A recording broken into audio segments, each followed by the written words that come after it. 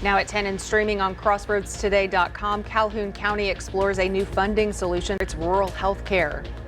The Lavaca County community is getting ready to gather in Hallettsville for a major river cleanup event. Plus, a murder trial is set to start Monday in Matagorda County 4 years after the crime. A look at the reasons for the prolonged legal process. We have lots of wild weather across the United States, heavily pounding the middle of Mississippi. We've got this frontal system that's going to get a little energy and pass through here tomorrow. We also may have some cooling weather. All that coming up in a moment.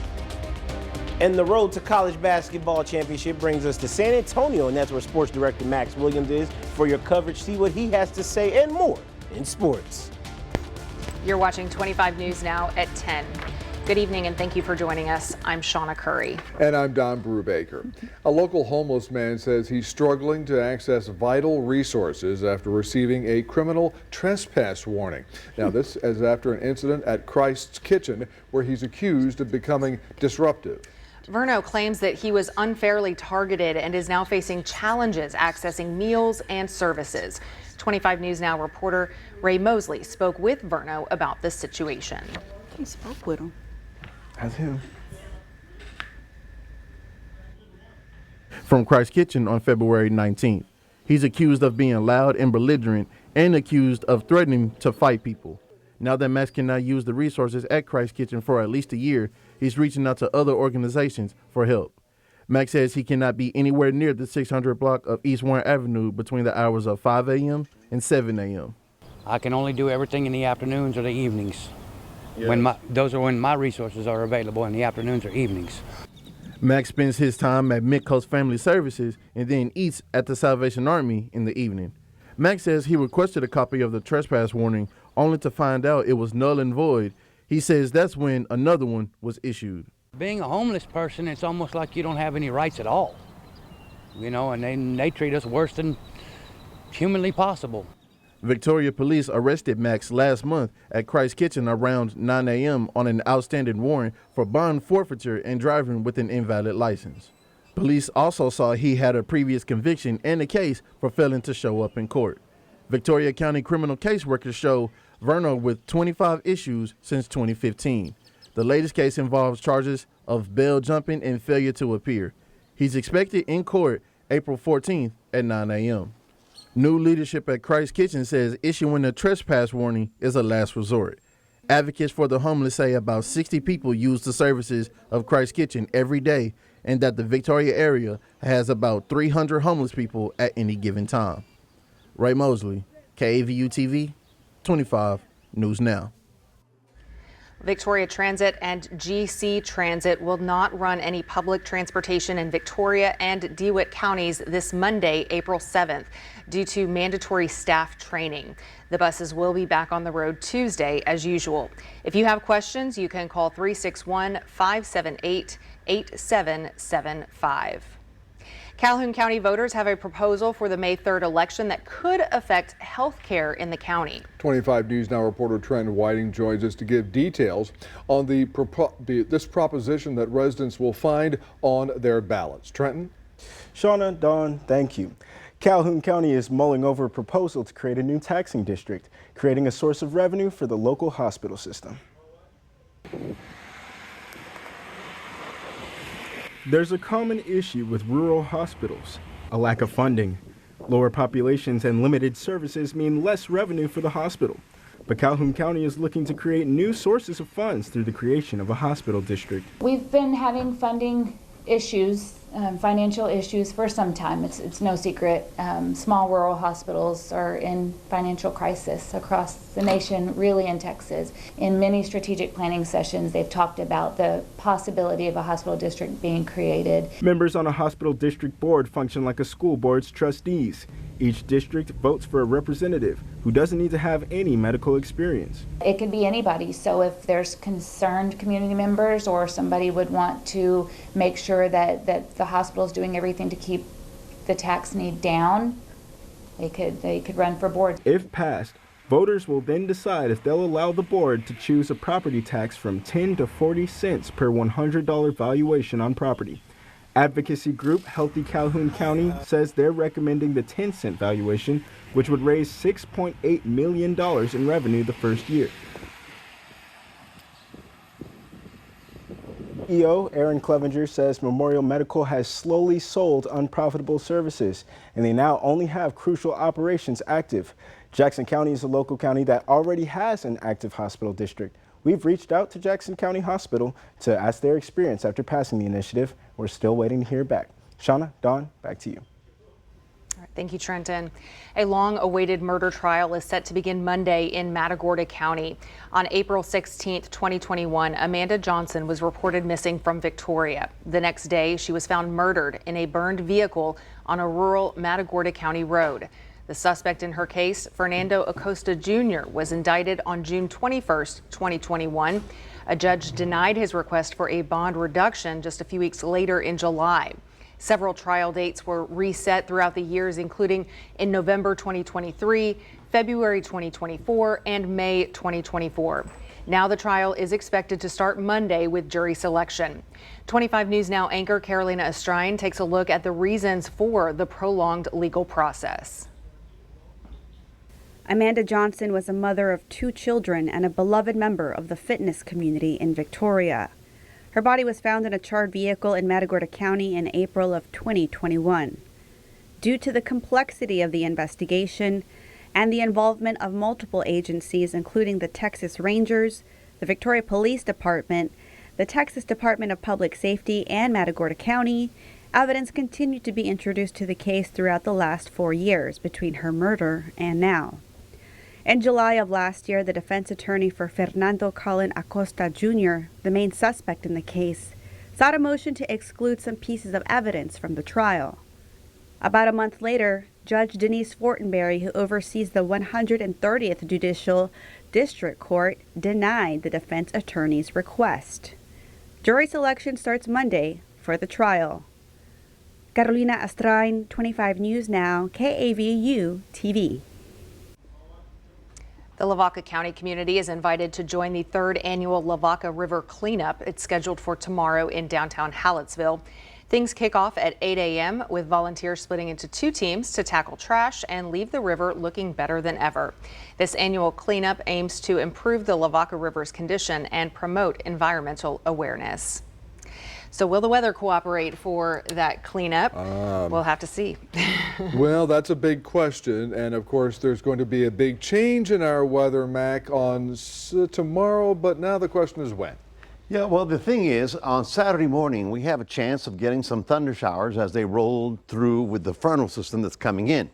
And then it gets windy and cool. In fact, Saturday afternoon will be very pleasant. Sunday will be a little chilly. I'll try and explain all of that coming up a little bit later on, but also got big weather back in the Midwest, and we'll talk about that in just a minute. Back to you. Mac, thank you. The next steps are being taken in the potential move of the University of Houston Victoria to the Texas A&M University system. Supporters say it could mean more jobs, new degree programs, and major growth for the region. 25 News Now weekend anchor Amaya Norman joins us with the latest. Amaya. Yes, Shawna and Dawn. On Thursday, the Texas Senate committee held a meeting to discuss the proposed transfer of UHV to Texas A&M system, a move that supporters says will bring a major economic and educational benefit to the Victoria region. We spoke with a political expert to give us some insight. The transfer of the University of Houston Victoria to Texas A&M University system is still moving forward, with the key discussion taking place. That Texas A&M University system has, and they are a world leader in agriculture, engineering, and STEM. And that is the area that I think the Crossroads needs to focus on because of the petrochemical presence that we have there with many great companies. We also have agriculture there, and so this is a really good fit, and it's going to make a difference in the lives of many. This possible transition is part of Senate Bill 2361, a legislative effort originally introduced 14 years ago. Former State Representative Jenny Morrison, who represented District 30, led a similar initiative in 2011. That attempt, however, did not pass. Now, with strong backing for both states and local leaders, the proposal is gaining serious momentum. The opportunity to have programs from a university that meet those needs. The community needs engineers. It needs more folks to work in agriculture. Some expressed this is a chance to have a university offering the kind of programs that reflect the local economy and workforce needs, especially in agriculture and engineering. Specifically in engineering. It would be so great if a university could give students those skill sets. Then they wouldn't have to move to Houston or San Antonio or wherever. They could stay right here in Victoria and have a good paying job at one of our plants. So that's what we're talking about in terms of growth and jobs. If the bill passes, the transfer is set to begin on June 1st, with the official transition taking effect on September 1st of this year. Supporters says this move is more than just a change in university systems. It's a strategic step to boost education, grow the workforce, and strengthen the region's economy for generations to come. Shawna and Dawn, back to you. Thank you, Amaya. Well, 2 more universities say some of their international students suddenly had their visas revoked by the Department of Homeland Security. At least 2 students at UT Austin and several at the University of Cincinnati lost their legal status. UC's president called the move deeply alarming. F1 visas let international students study full-time in the U.S. and usually stay after graduation to gain work experience, especially in STEM fields. It's unclear when the revocations happened, but they follow a wave of immigration crackdowns, including detentions and dozens of visa cancellations nationwide. A South Texas county will lose some authority over the beach near the SpaceX launch site if a bill approved by the state Senate on Thursday becomes law. To read the full Texas Tribune article, visit crossroadstoday.com. And of course, remember to subscribe to our YouTube channel, Crossroads Today. You can watch our news 24 hours a day at your convenience on YouTube. Just hit the like button and click the notification bell. Stay with us. Coming up on 25 News Now at 10, a tragic turn at a bull riding event in Wharton has left the rodeo community mourning one of its own. Also ahead, Wall Street faces its worst crisis since COVID-19. The Dow, the Nasdaq, the S&P 500 all dropping as tariff tensions rise.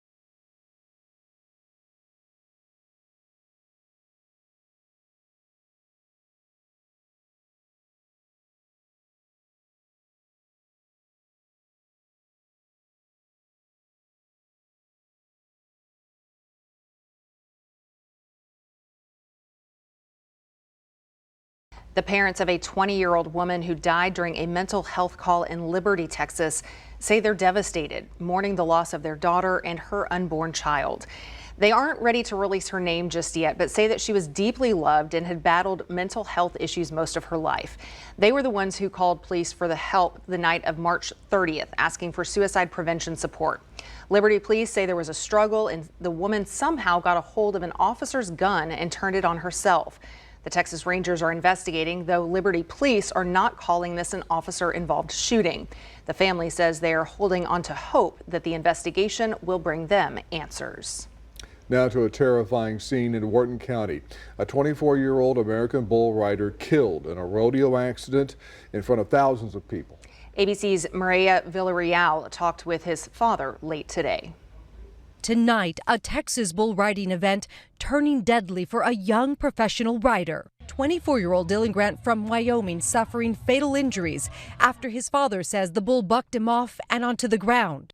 He got his neck stepped on. He ran out of the arena and straight to the ambulance with these injuries. But Dylan was double tough. Dylan was medevac to a Houston area hospital where he died. What happened to Dylan last night is very, very, very, very rare. It was a freak accident. What's your name? I'm Dylan Grant.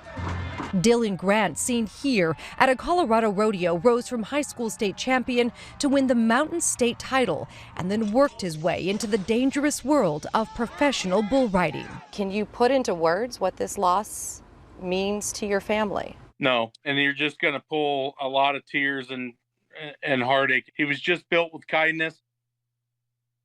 Dylan's father tells me they knew the dangers of this sport. That is why he always wore a Kevlar vest and a custom-made hockey helmet every time he rode. But he loved this sport, and he was living his dream. Mireya Villarreal, ABC News, Dallas, Texas.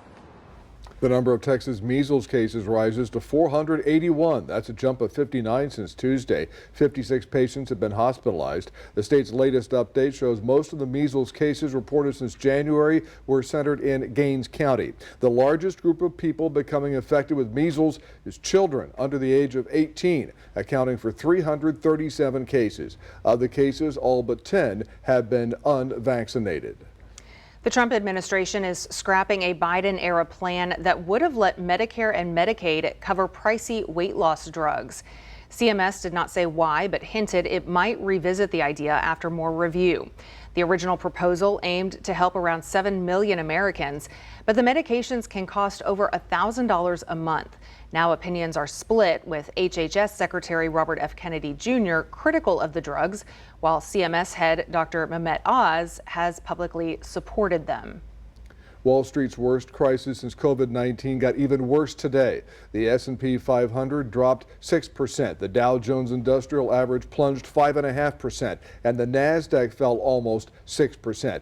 The losses came after China matched President Trump's big raise in tariffs. The losses came despite a better than expected report on the U.S. job market. The price of oil slid to its lowest level since 2021. And this brings us to our viewer poll tonight. How confident are you about the U.S. stock market in the next 6 months? Very confident, somewhat confident, not confident. And our meter is showing that most of the voters say not confident. We want to hear from you. Visit crossroadstoday.com/vote to take part, and we thank you for voting. Well, good evening, everybody. We're at 77 degrees, and our temperature is going to be getting cooler by tomorrow night at this time. We're looking at gusty winds at 14 miles an hour. They'll be breezy again tomorrow morning, but we do have a chance for some showers early. I'll talk about that. 85 was our high today, 76 the overnight low. Coming up, we'll be talking about a front, stormy weather, and cooler weather, all coming up in just a moment. Here's a look at what you can expect on Community Crossroads. We hear from a VISD board candidate, the City of Victoria. We learn about electric vehicles and car seat safety. On proper car seat usage, and so the goal is to help educate to ensure the safety of those children. So we will have members from the City of Victoria Municipal Court there. We will have Victoria police officers there and other technicians in the community coming out to this event to help ensure those traveling safely.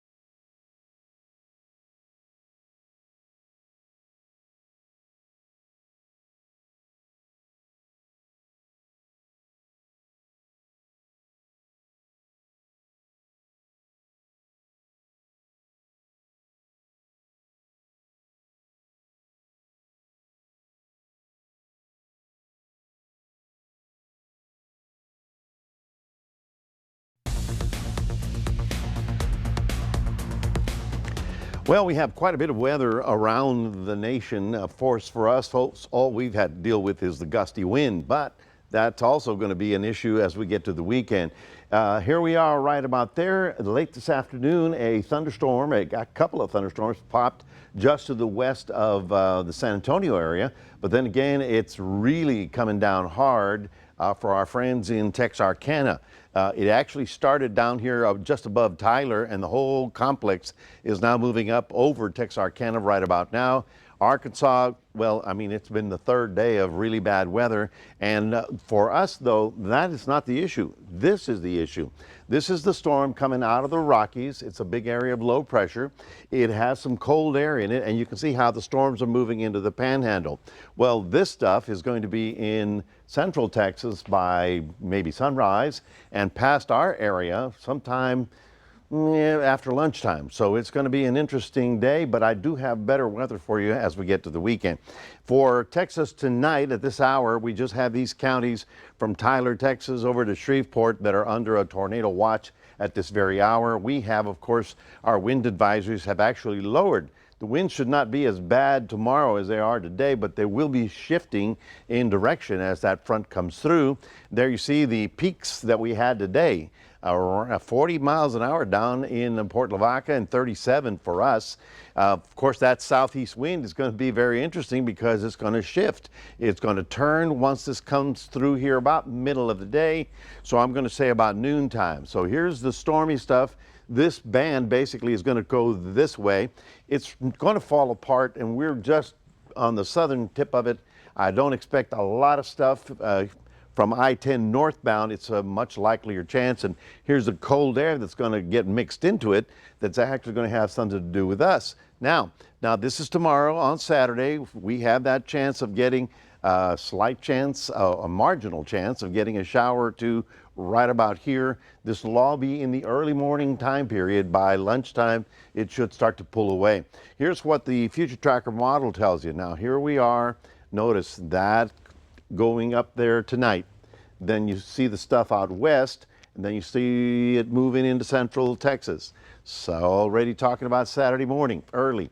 And then Saturday about almost 9, 10 o'clock in the morning, you'll see a few bands coming through that may skirt our area, but you can see I-10 and heavier activity to the north. And then by the time we get to Saturday afternoon and evening, things clear up very nicely. So let's take a look at our forecast. Tomorrow, your day planner in Port Lavaca, showers and clouds in the morning, then cloudy and clearing in the afternoon. High temperature only 76. In Cuero, rain showers early in the morning, ending about middle of the day, and then we're looking for the winds to shift from the south to the north, and then it gets cool. You don't believe me, do you? Okay, look at this. Saturday up to 84 early before the front, then 66, the high temperature on Sunday, solid 20-30 degree drop. And then we've got some very pleasant weather for Monday and Tuesday. Sunny skies, low humidities, and fairly comfortable temperatures there. Maybe the last time we see 60 degrees temperatures until next winter. That's your 7-day forecast, reminding everybody we do have a QR code. We'd love for you to scan that and put Crossroads today. And then Ray can tell you all about the Final Four. Ray, it's over to you. Yes, I can. Yes, I can, because an exciting weekend is up ahead for the Houston Cougars. Prepare for the Final Four matchup against Duke. Coming up in sports, Max is in San Antonio with an exclusive look into the game.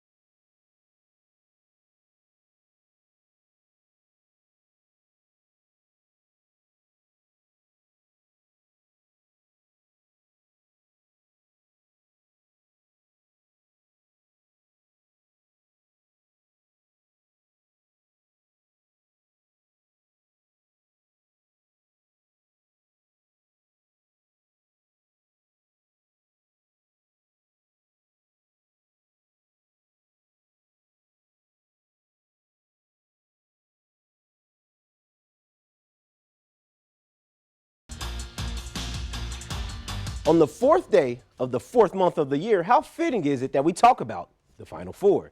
And that's where 25 News Now sports director Max Williams is in San Antonio for the action. And Max got all the info you need before tomorrow's big game.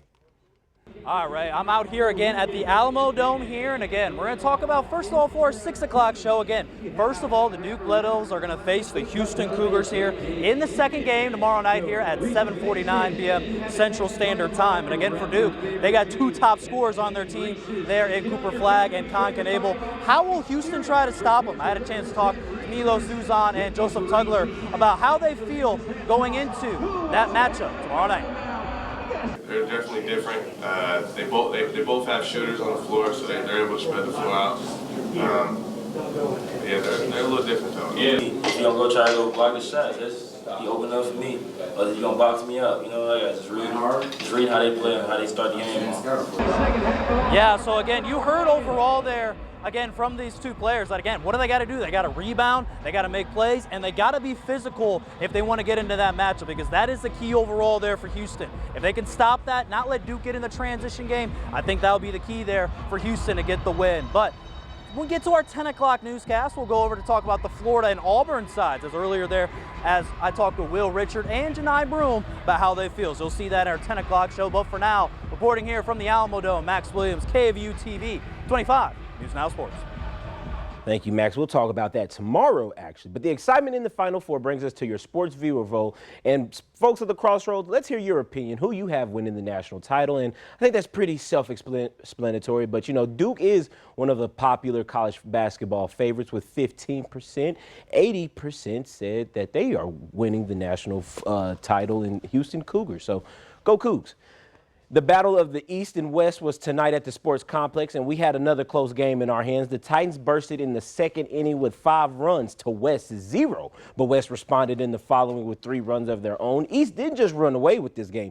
East did make it tough for them as the battle went all the way towards the end, and East is proving that they are a top 2 team in their district for a reason as they win in a walk-off game. Final score, 17-16. Now let's take you to the Field of Dreams, where the softball field, the St. Joseph Lady Flyers took on St. Anthony, and the reigning state champions in their division showcased that state championship DNA as Jasmine Gomez had 4 hits at bat, which included a triple in the first inning, a single in the third. This performance helped secure the victory for the Flyers. Final score, 13-3. The Flyers will prepare to take on Providence Catholic on Tuesday.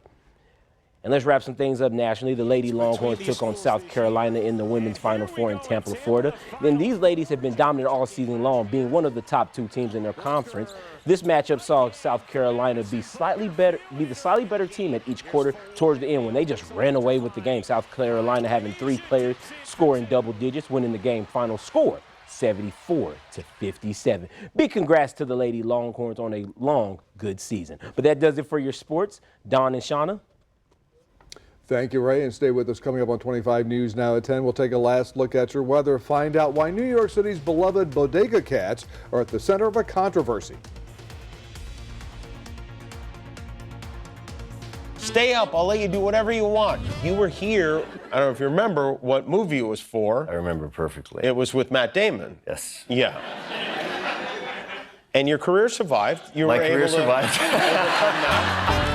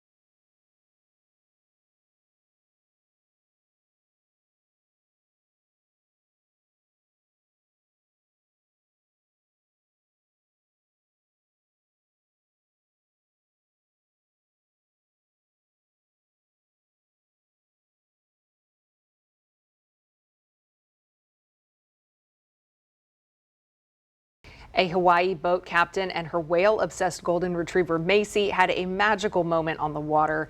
Macy started barking excitedly when a humpback whale popped up nearby, almost like it came to say hello. Captain Chrissy Levitt lost everything in the wildfires in Hawaii last year, including 3 boats, but she's back in business, even saving spots on tours for some of the fire survivors. And Macy is Levitt's trusty companion when she leads a boatload of tourists to marvel at the whales. She said Macy grew up on the ocean and is obsessed. Bodega cats are beloved icons in New York City. These cats are more than just furry faces. They're often seen as companions and mascots, helping to attract customers and even keeping rats in check. But state law bans animals in food establishments, putting bodega owners at risk of fines. Despite that, online petitions and social media influencers are pushing for city-backed support like vet care and legal protections for those cats. Interesting. Meow, bye cats, because we've got to talk about, is it going to rain cats and dogs tomorrow? Ooh, good one. I hope they don't get rid of the cats, because then the rat population will be back. Anyway, speaking of cats and dogs, we may have a couple showers roll through the area tomorrow between 6 a.m. and noon. Okay, we're on the southern end of all of this. If you're traveling northbound to Houston or farther northeast, you may have to deal with that early in the morning. But the good news is the front comes through after lunchtime, and then by the end of the day, it'll be clear and cooler. And we're looking for a very chilly Sunday with a high of only 66 degrees. Unbelievable. Well, supposedly the April showers bring May flowers. Yeah. In North Carolina, the Azalea Festival is in full bloom in Wilmington. It's not just that the flowers that are stealing the show. It's known for its stunning azaleas, and the festival celebrates those vibrant blooms which are native to that region and known for their rich colors and beauty. You can see them in full display at the new Hanover County Arboretum, where the festival's namesake takes center stage. There's something for everyone, not just the flowers. There's street fairs, concerts, a dance party, and then of course all of the flowers to admire and Well, isn't smell. Houston known as the Azalea City? Yes. Oh, well, yeah, they have I'm many. sure they're And of having course- azaleas too. And of course, lots of azaleas at the Masters golf tournament. There you go. So I'm sure they're blooming somewhere. And the bluebonnets are starting to bloom here. Oh yeah. Coming 2 up. words I must say. Go Cougs. Okay. Go Cougs. Thanks for joining us. Jimmy Kimmel Live starts now.